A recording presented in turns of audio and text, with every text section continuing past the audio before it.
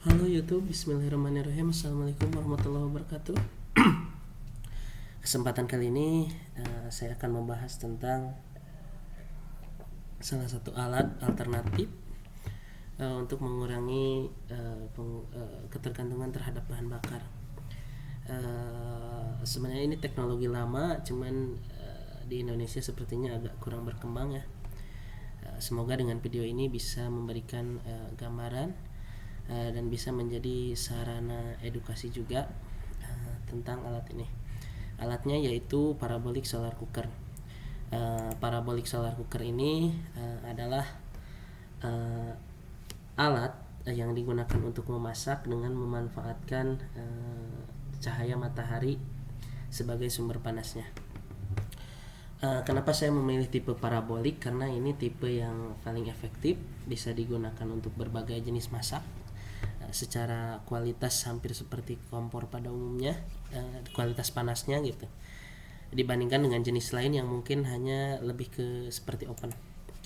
Bahan yang dibutuhkan tentunya di sini ada disk parabola ya, diameter 80 cm. Sebenarnya bebas diameter berapapun, cuman yang paling fleksibel ukuran 80. Ketika gunakan ukuran yang 60 itu kadang panasnya kurang. Kalau terlalu besar juga menjadi tidak fleksibel ya. Selanjutnya untuk agar murah ya, daripada membeli cermin asli repot juga dalam pemasangannya, ada alternatif yaitu stiker cermin. Memang ini secara pantulan tidak sebagus cermin yang biasa, tapi dibandingkan aluminium foil ini lebih mampu memantulkan cahaya ya. Prinsipnya adalah sinar matahari, karena ini seperti cermin cekung ya. Sinar matahari akan dipantulkan ke satu titik yang kita sebut dengan focal point. Artinya karena dari area yang besar ya 80 cm difokuskan ke satu titik, sehingga menghasilkan panas yang cukup untuk memasak.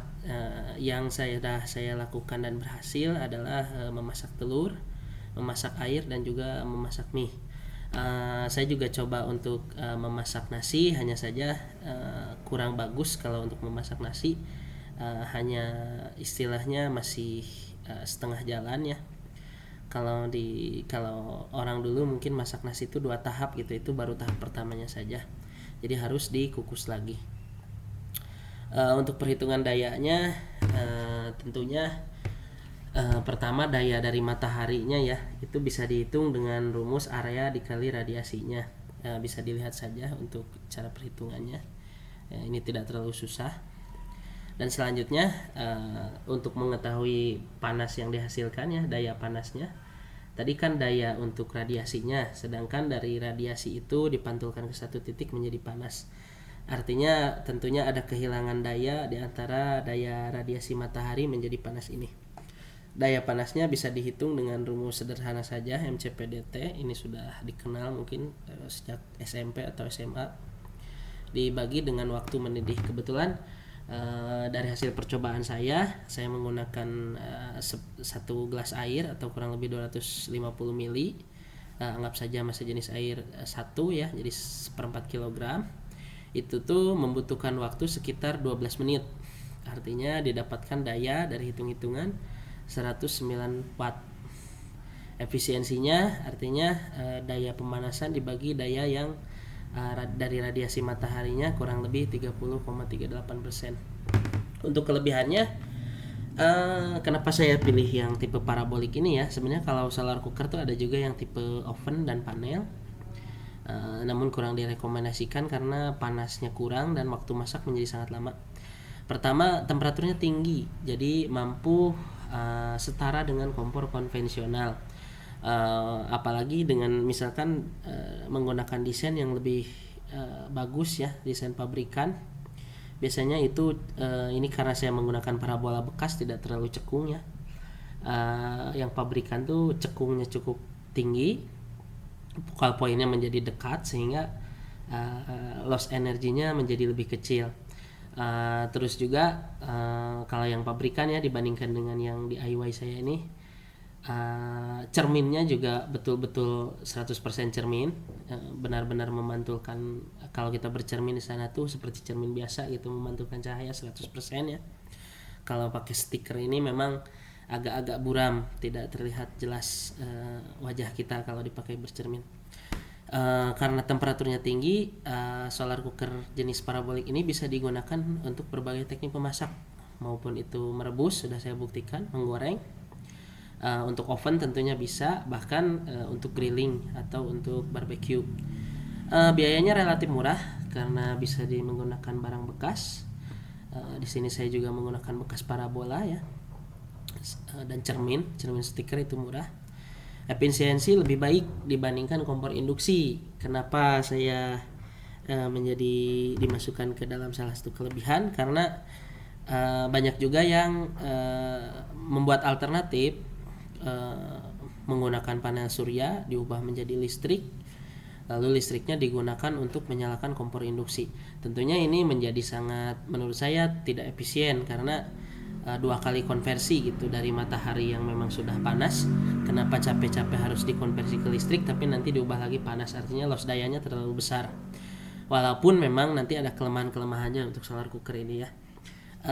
Tadi sudah dijelaskan juga bahwa konversinya lebih pendek gitu. Selain lebih pendek, cahaya langsung menjadi panas. Selain cahaya nampak, juga bisa menangkap sinar UV dan infrarednya.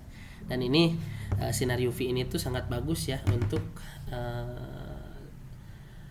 ketika kena makanan itu mensterilkan, karena kita tahu juga salah satu teknologi pensteril air adalah UV ya. Kelemahannya tentunya tergantung sangat dengan cuaca ya, hanya efektif ketika panas terik. Ketika panas kurang atau malam hari tentunya tidak bisa. Kedua, agak ringkih juga, ukurannya besar, dan tentunya kita harus masak di luar rumah karena harus terkena cahaya matahari. Dan ketiga, focal point atau titik panasnya tuh berubah-ubah, sehingga perlu dilakukan setting.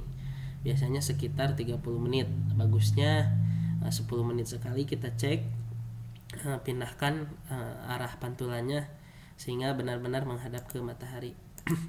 Sekian dari saya. Ada sedikit video yang ini baru berapa menit, 7 menit ya. Ada sedikit video yang ingin saya tampilkan. Ini saat saya mencoba untuk penggorengan telur. Proses penggorengan telur menggunakan solar cooker tipe parabola.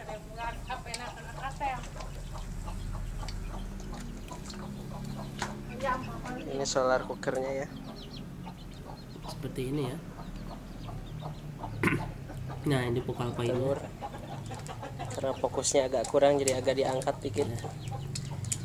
Ini saya angkat karena titik focal point-nya bisa tekan apa itu focal point-nya terlalu bawah gitu mengikuti tatakan ini, sehingga saya angkat supaya dapat panas maksimal. Mungkin sekian dari saya untuk video kali ini.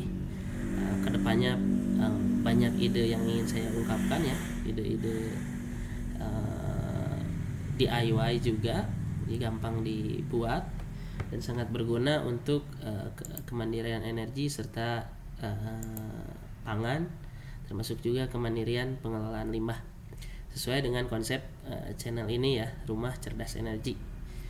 Kita cerdas dalam mengelola kebutuhan utilitas kita sehari-hari, baik itu air, listrik, bahan bakar, alternatif bahan bakar ya, termasuk juga pengelolaan limbah dan mandiri secara pangan.